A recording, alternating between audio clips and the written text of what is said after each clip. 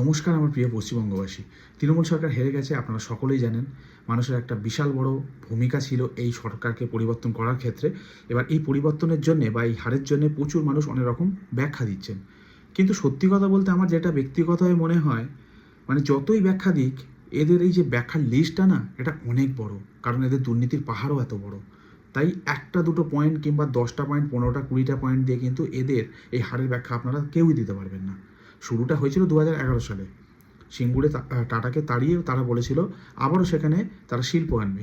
সেই শুরু হয়েছিল এদের ভাঁওতা দেওয়া। সেখান থেকে নারদা থেকে শুরু করে সারদা, শিক্ষক দুর্নীতি থেকে শুরু করে অভয়াকাণ্ড, তারপর লাস্ট যদি একটা কমিউনিটি জেগে যায় না, আপনাদের কাউকে ছাড়বে না। এই সমস্ত কিছুর হিসাব কিন্তু মানুষ রেখেছিল।